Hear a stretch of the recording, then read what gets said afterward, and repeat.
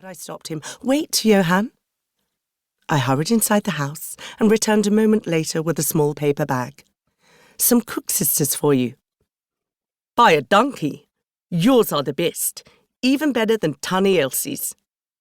"You'd better not let her hear that." "Yeah, she still saw you won Best Milk Tart at the Kirk Bazaar. She told my mother you shouldn't even be allowed to enter the competition." Even after 25 years, there were still some people in the district who saw me as an outsider.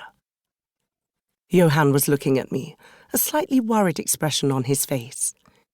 He nodded at the package he had brought me. "I hope it's not bad news." I did not answer him.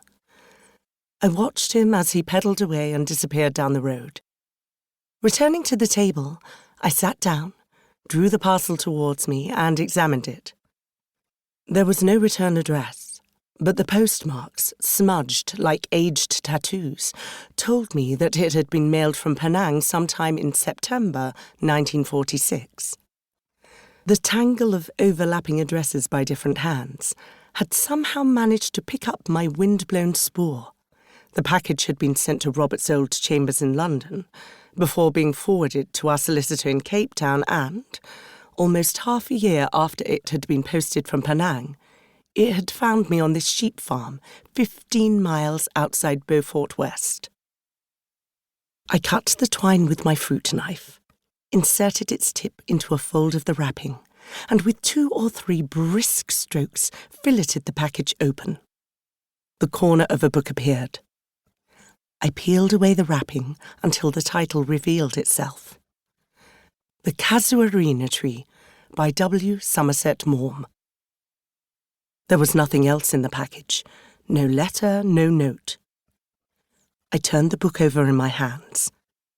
Robert collected first editions, and he had all of Willie Maugham's books, his novels and his short story anthologies, the plays and the essays. It crossed my mind that this volume in my hands was a first edition too. The colours of the tropical trees and the blue sky on its dust jacket already faded. The table of contents listed 6 stories. I thumbed the pages to the last one.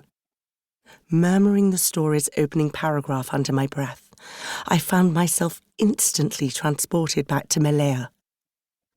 I felt a heavy tropical heat smothering me, thick and steamy, and the pungent salty tang of the mudflats at low tide clogged my nostrils. I checked the title page, but there was no inscription nor a signature. Printed underneath the title was the arcane-looking glyph Maugham placed in all of his books. This particular one, however, was slightly different. Some unknown hand had drawn a thin black vertical rectangle around the symbol, enclosing it in the centre. Running from top to bottom was another straight black line bisecting the frame precisely in the middle. I frowned, puzzled.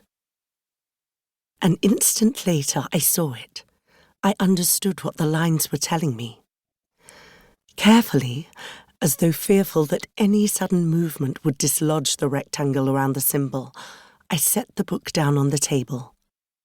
The open page arched slightly in the passing breeze, then flattened out again. I leaned back in my chair, my gaze fastened on the glyph, this anchor embedded in the paper.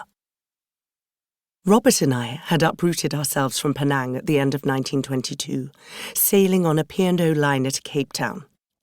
We stayed for a pleasant fortnight in a hotel by the sea before taking the train to Beaufort West, a little town, 300 or so miles to the northeast.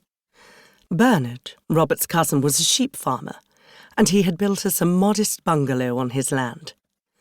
The bungalow, whitewashed and capped with a corrugated tin roof, painted a dark green, stood on a high, broad ridge. From the deep and shady veranda, I would never get used to the locals calling it a stoop, I told myself. We had an unbroken vista of the mountains to the north. These mountains had been formed by the dying ripples of the earth's upheavals an eternity ago. Upheavals that had begun far to the south at the very tip of the continent.